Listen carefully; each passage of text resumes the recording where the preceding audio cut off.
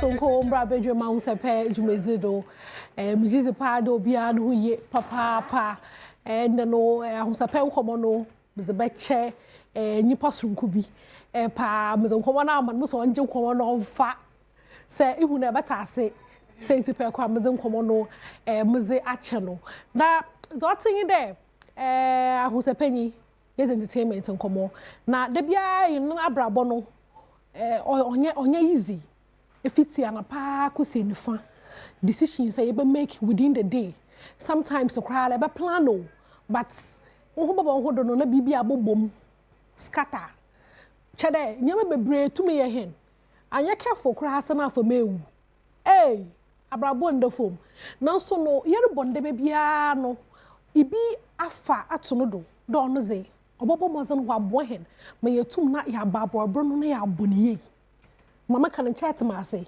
o se ebro no opede ye bo na ye boniye nto no wa fa to no ho do de or be church to him bro ba ya ye bo abrabo no ma abrabo no esipi na we sita. The beautiful Afia Pinamang coming in with a new show, Life and Living It. Good morning. Good morning. Good to see you. Good to see you and too. And as usual, about PABA presence, no. Hey, I know. And a person, I'm white. Yes. White and the panel is very dewy. So I also be calm. That's why I'm giving you white. But I say, into no chema calm tone. Very calm. Yeah, you're calm. You're very demure. Yeah, very calm. Life and living it. Yeah. Mommy miss our samo. Every year, bread papa. Serious. I will need any problem. Internet pede, but share him with me. You're living your life, Anna. I would say, yeah, what I can say, experience is the best teacher. It is all kinds of many problem. So many problem. I come in who say nipa problem. They will say, ye pebi biya ye bemboa. Problem no, yen to me solving we that. Abrabo ye boy. That just that ye bet me enya remedy ni solution getting biya de bebra. See ama nema ye very manageable. Amaye. Okay. And see life and living a jumedie. Pen you for tina say I dream hono. Na I will say ye pe bibi so de sum adasa. Esan say ye gi anywhere ye go back to our closed doors ye problems near that drain ne marketing no. Ye sa akwadwen ho. Enti ade nti ne empe kwan bi so emfanye futu sem, emfanye kasachre, ne ntete and life and living it no so no about bibi e fa brabo ho. Enti obenya entertainment wo so kakra, e futu sem kakra, se ne obesia model life no so ama na ye fe, wonta de shem, edidie mu, nuane a wodi e beboa wo, se ne obehwe ho so ye ne etumi anyini ache, apomuden fam. And looking good, so you're very important. Okay, let's say yes. Make my friend a complete package. Life and living it in Kwana age media, Obenya be we show you media so no so. Konkonsa na opetia, ade beto afan konkonsa, ubeti bi wasum entertainment, enyom to obekoso so efutu sem. Send your be found one occasion, or be a while, carbon, almost send your business in a home on therapy. But run closer to move between money in air, go on or their quano. Or be also saw a borrow shop or better at the pa at Adiana board day. They will name send your besia crown home, send your besia can near mercy and Yamana Efe. Well, life and living in Jumedia so, you didn't penny for an inting and yet teach you for basso. Our moon de church near many so. And so be a banana portion kakanka or Jumedia so. If you're Pinamang in life and living it, on your some kakaba or a new crowd do TV, year boyano or ye Mimin Day, Saturday. Now you're busy them details no home come, but before that no.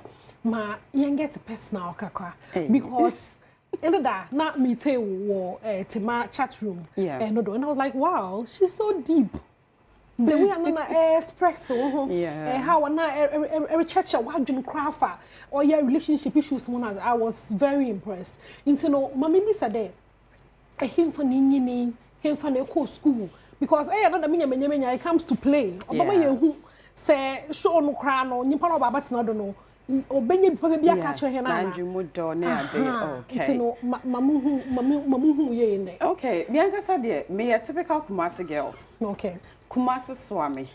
Kumasi kronom. Enti kronom kakra swami kakra. Be swami ne wo mi twa me fu ma bo hyan swami kronom. Ye fan say kronom ne papa ne kosi fie wo ho ma e kotena ho. Enyinyini wo ho but kronom swami ene bo hyan de me fia ne honom. Schools so the basic schools so the mi chini kakra. Me call couple of schools kakra. Me started crèche and Kasawo school be a very popular also my friend St. George's. St. George's. Yeah, okay. Because St. George's kakra and I call Harvard International and also so Kumasi. I see. So kakra and I call Full Gospel. So kakra. Na school I call ni pa Shalom International and also a very popular also my honum because Shalom ni school I share that koche and me too kwan kakra bi me ko buy and I was see a show BC fast. And to school be so me mu e hona me control me final BC e wo honom Almighty International school run ne you know me good pa then fan say hona me di wie ye and me call secondary school me call secondary school class me call too me call Anglican kaka and me call Antoaso kaka so that should tell you to say your kind abrabo no wow be plan it but no na be trail send besi akọ one with the metro no and me call university UCC University of Cape Coast secondary school na call esa call me call Anglican and me call Antoaso kaka okay ni na Kumase and me call University of Cape Coast UCC hona me my first degree also na me my second degree me try my masters okay and you know yeah basically wow that's you are not just a beauty face not at all. You are a big brain. Yeah, Marco School. UCC, there any products from UCC should tell you. UCC? Yeah. UCC 4? Me patron. But Bondrelo Wamo Wankasa, you must say to graduate from UCC. Debbie. Yeah, I want the India go, who you life or you focus on your education. Now, Mamika says, me Jew, me starting school level 100, my brother be a coba. Ocean near mommy the bar school near idea. Also, mammy, papa, the bar school near, and tag out the bar school near, and him papa be good. And also, papa, now Bishop of Imzo school. Funny enough, it became my favorite. Just a pressure was school mono. Unya da Jeko and wait me from Hossein open, Unya or sleep a beer, Una Wokono. UCC do fancy more ankasa. Now, all school in my Becca so more how. But all graduate now but failed. Now she our colleagues are almost a would dance. No, who say school not to the bossy at Tawan. No, may I have a course there where UCC? UCC me a bad basic education. Okay. And I'm a master's so me a MPhil in account studies. Nature the issue them nature they were into say I want to team. Yes. I was a teacher too because of bad education. No, yeah. My child they were Bantam Methodist. My child they were my mama DA say DO say MA and also Cape Coast but Bantam Methodist they Kumase and my child they so Asante Maida. It's like an Cape Coast in names you fantastic aba. There be Asante for the I saw ding. Kumase for na I saw the intimisia Kasafufo. Fantana do mammy. And intina means no. What was it? I can't echo school no and Tarana Pobona as a quay. Now would you be sure they into me saying the international. Naturally, will be a when you G in Tarana Pobon pa. Eh? If you ask me, what send me a mechanic say your first appearance is very important. And you'll be an a benya privilege at me any personally. But at least uchema mubie ninje. And nipa wa de bia ohu a o perceive bibi. So always let them perceive right. So send obesi akwa we are very important wa husisi. Ti ahusisi de manage ho pa. I see. Itiri mata de bibi bia very important to me. Okay. Nature so very important to him so o Sunday abrabano first appearance no very to drop BBO life and living it. Yeah. Life and living it. Into no topics ni binyen atasa you know a miss I because all there a reshape and conform on abrabo a pede CCR no people should be sure of their decisions. Yeah. Or so there you may be in certain situations. When you're there, some not teenage, yeah. And to call life and living it, so yeah, you ja bibi tonten time so out me the wadrin chebra. me say enkomo twetwe we ni dwumadi we a ye de ba no eye me ne wo ya dada setna eno ntina wo hwe enkomo ye promo na ye ka cho say free bra ya wo abofra no na brabo ahase anesa say the very moment abeti akwasu no no say wa ba wiase o agbabo na na wa ahase anesa se ne besi akwakwa wa free say ubewia ubenante ube start school ni nyina ye modeling you need to be modeled to be able to get there and enti na bi wo amofra bi wo ye ja wo majeje mu a obehwe na makwa akowie bone empempi mofra ne bi wo a enye omo pe na ya abrabo ne dane ema wo mo but bi wo lack of modeling and all that enti dwumade de aba mo bia na wiase susu obi ani wa onimsi de bia yesua bibi fofo ye kwa ye bei betime esua bibi wo ho so betime esua bibi wo ho nti obi anim nsi enti na dwumade ni wo honom no a ye to nsa so de frɛ enti a o madwemu do o mo sua hunu wo bibi a ye betwetwe ho nkomo mu no mo so de nimde aba na nyina ye sua bi e wo dwumade so obi ho onye obi a nti no oto de bi kra nyimpa kaka na asama che no ko a problem obi ho onye zo otu no fo na nkote wo show oni life and living it dem bro be ya able to make better decisions inti and Afia Pinamang's life and living it or the bro ma ye hwe promo no oba so no a o chechirem bro be ya ye baba ba show no ma ye hwe promo no na ye mresisi a na brabo ahase a mesa ebi susu se abrabo no eye hyebre sa susu na ebi susu se abrabo a ye goi no eye tire the sense na life and living the Jumedie so ya ba ma wo say bibi bia fa abrabo ene asetena ho ye de ba besom wo efiti bra wo hia wo dofo na wo ne ni tu odo akwantu sa so na ma wo mmofra na mo de wo mo hyentete ase wo mo nyinimu ene bibi bia mo asetena mu mo didie mu mo ntade hyem me kire wa hofa Jumedie so na obenya na shronko kwad abrabo aye boyno etoda usun wo ho saso so na etoda oden so wo ho na se odemu no ye ne mo a me hye mo bo say osun mu so no ye gina mo chi pampe.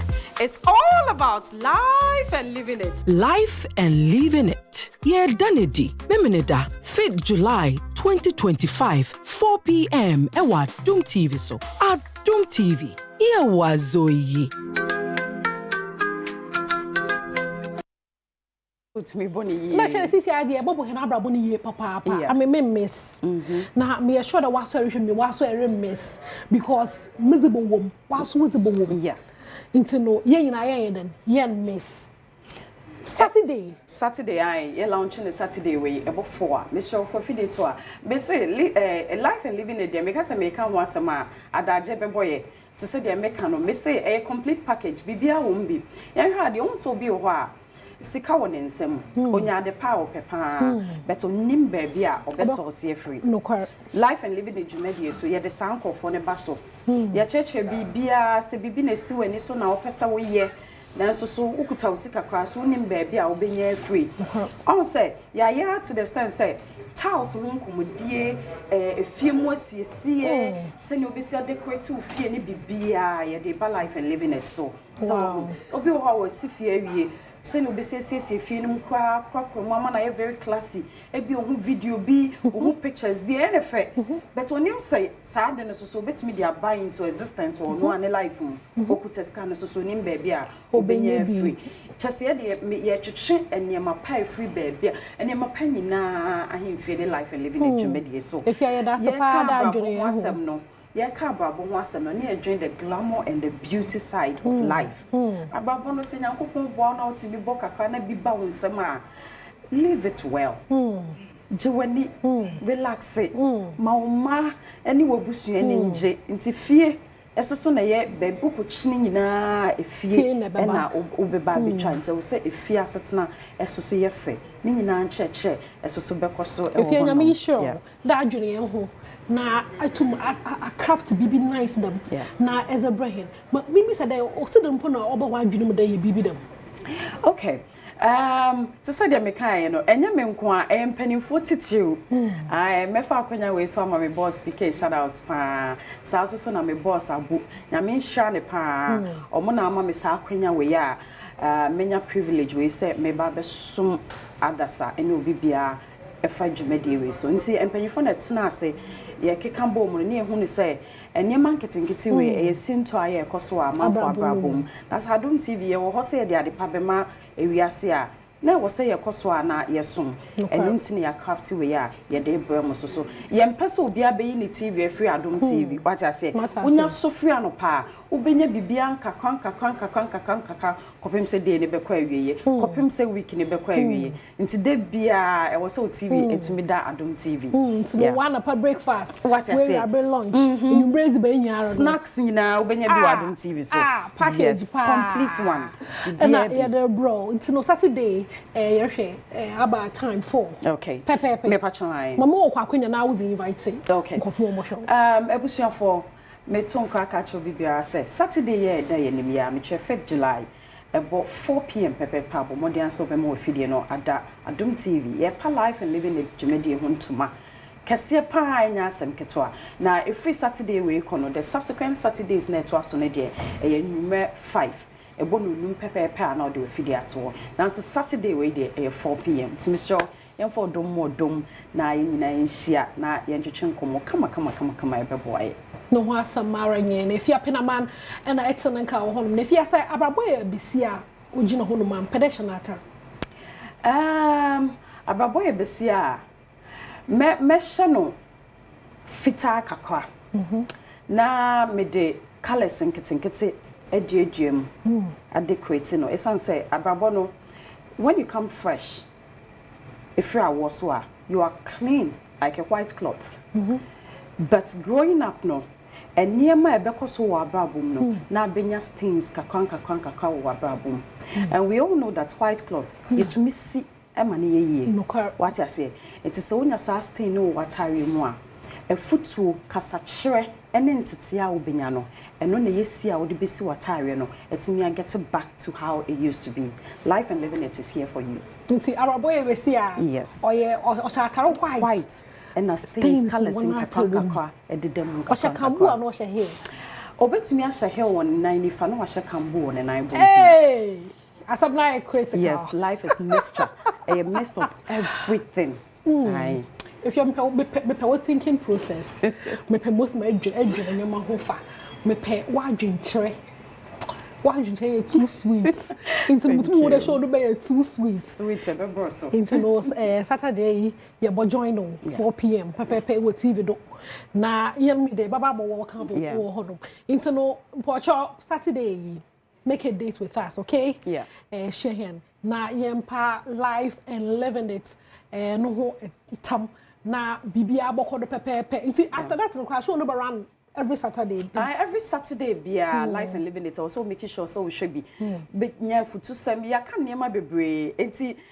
manin count trot oh ala no aseti ala mama na Saturday be about 5 p.m. Obemo fidie na da Adom TV. Okay, no wasamaring.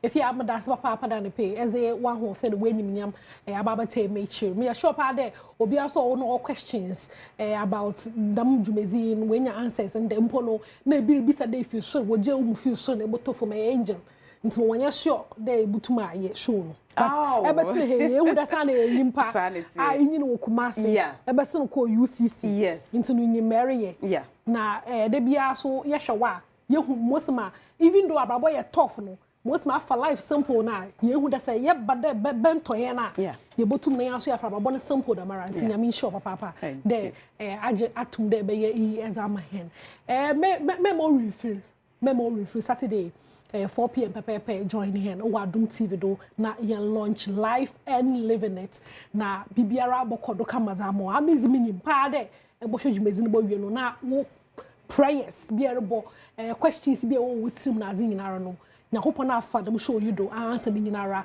exam is you know the Fantadol president for the brothers Aunt Sisters Association. First or source in that, in the birthday. First or minimum, the baby in the birthday. Camera guy grow, the baby in the birthday. Or she up a pizza and a talk. Your boy, into no happy birthday to you.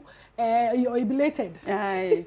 If you have a voice, a voice to Numkama. There be a new demi. I saw say. I saw Kakwa Sunday church, I mean Kakwa Sunday, I know church, I mean Sunday Kakwa. What's about you? I am a director, OPD, I'm a producer, I'll be also moving production, bro. Thomas Bright, Yamisha Winina, Masordo. If it's a bribe, a wappo frano. Now, Brabwa Shasia, Missa. Ebisusu say, Abrabono, a shabre. Sasuna, Ebisusu say, Abrabo, ye boino, a ye tire. The sense in a life and living the Jumedia so. Yabama say, Bibi be a far brabo any assets now. Yade barbe sumo. If it's a brow wish ya would doffo, now only need 2 or dark and 2. Sasuna, my woman mofra, now modi or more shantity, I say. Woman yinimu, any bibi bia. My satinemu, my didiamu, montadi shemu, metre wahufa. Jumedia so now being a strong crowd, Abrabo ye boino. Etoda usun ho sasuso na etoda odensuso ho na se odemu no ye ne mo a me hyem bo say osun mususo no ye gina mochi pampe. It's all about life and living it. Life and living it. Yeah, Danedi, Memeneda, 5th July 2025, 4 p.m. Ewa Adom TV so. Adom TV. Yeah, wazoye.